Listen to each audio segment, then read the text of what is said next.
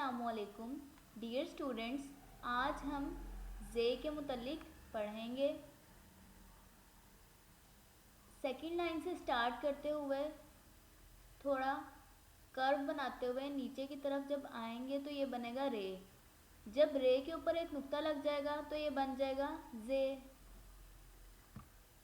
तो Jeddah ज़राफ़ा, Jeddah ज़बान, Jeddah ज़राफ़ा, Jeddah ज़बान, जेजा ज़ेब्रा, ज़ेब्रा के वाइट और ब्लैक,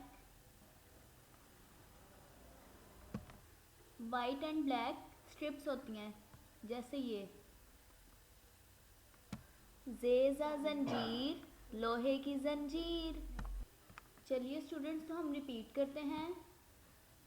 जेजा ज़बान,